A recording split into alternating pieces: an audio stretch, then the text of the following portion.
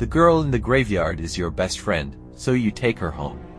The night is a bruise between you, a blotch of rogue in the passenger window. The color of fruit left out to fester. The body pries at her seatbelt, a finger, then two. The radio echoes static, the body shuffles in her seat. You steady the face. The similar slice of jaw, the nose humped from where a baseball had hit her at 12, just slightly off-center. The skin like a rain-licked plastic bag, the stink of musk and sulfur. You want to look away but you cannot. She's so beautiful, even like this.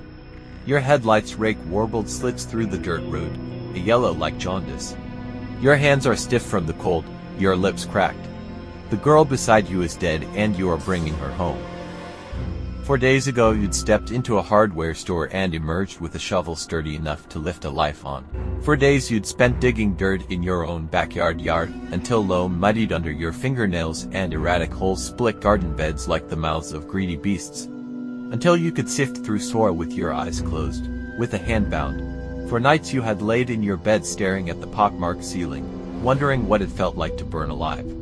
Now, the shovel beats dull against the skin of your trunk, your hands gripping the steering wheel like a throat you're trying to silence.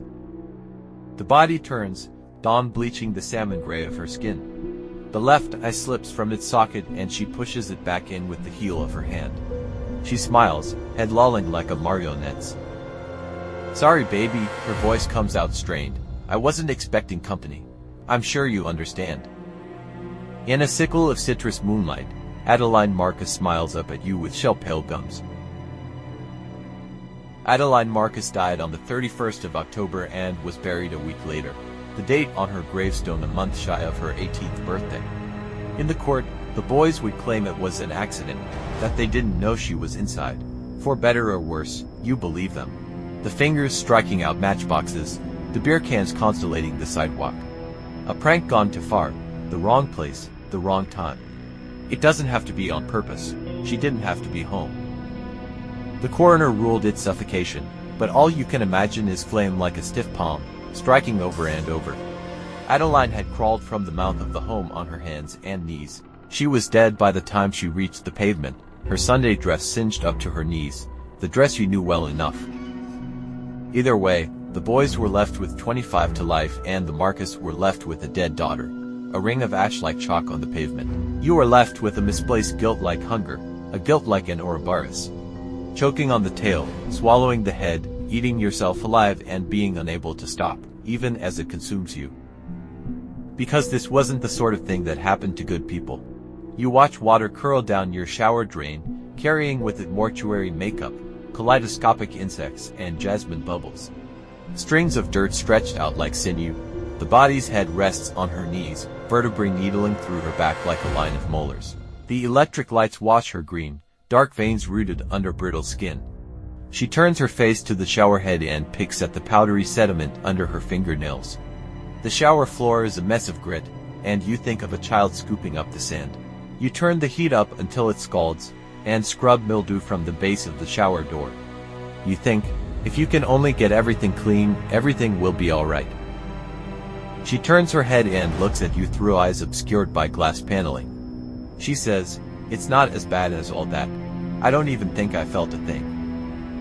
But she says it through lips the color of a spoiled plums, so the sentiment doesn't ring true. You lift threadbare towels from the bottoms of your linen closet. You walk 3 times around your block and return to a corpse sat on your sofa like she has nowhere better to be. There are ants in your sugar bowl.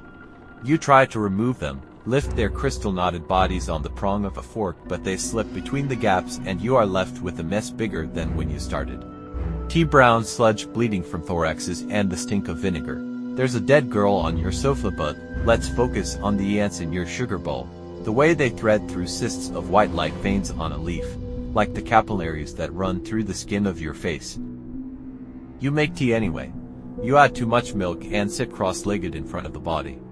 She stares at you, you stare back. The two of you drink and ribbons of watery milk pour clean out her trachea, the gaping hole in her chest, but she doesn't stop drinking until you do.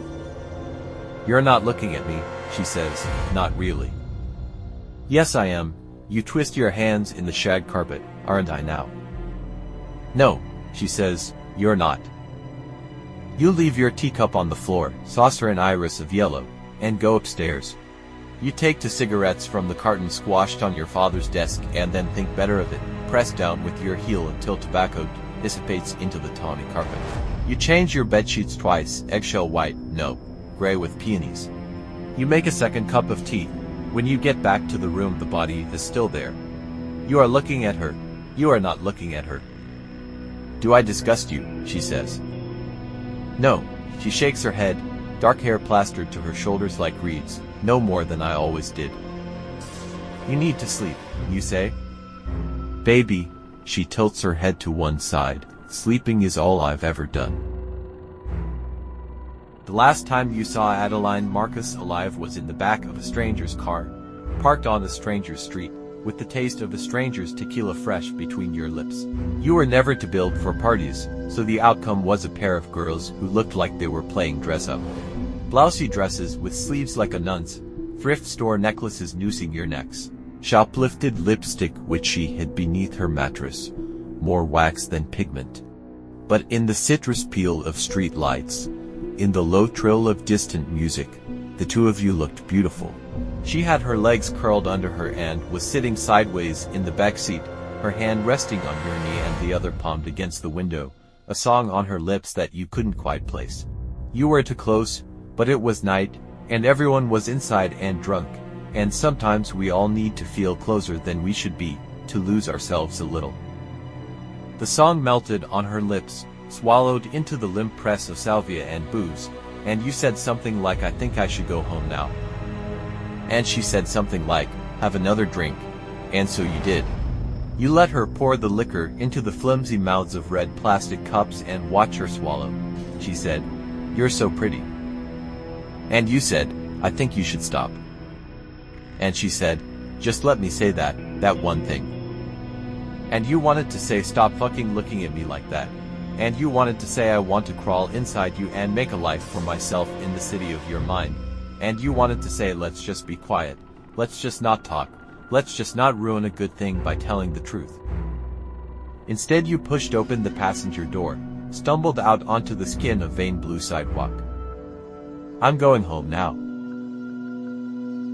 The body lays with her back to your bed, hands worming in the floral sheets, chestnut hair spilling across her throat, past the ballpoint pen marred bedposts, over the gray skin of her forehead.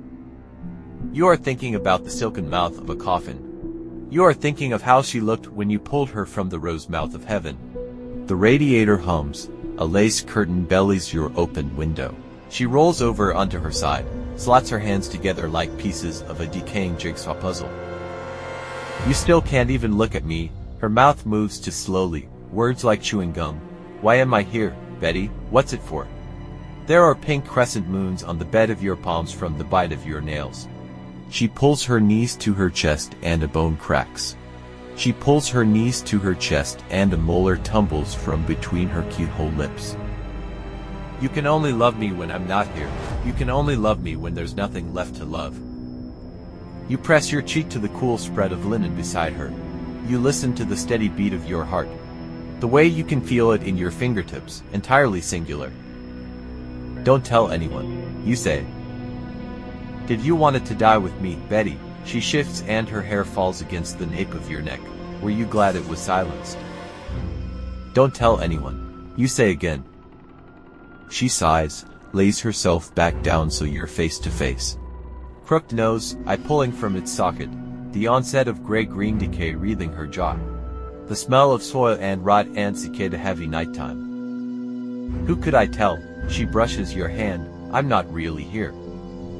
And suddenly you can imagine it is your fists splitting beer cans into like overripe fruit. It is your fingers on the matchbox. Your fingers striking out. But you both know the house would still be on fire, and you both know you'd leave alone. You take her hand. You put your face in the crook of her neck and beg forgiveness from a ghost.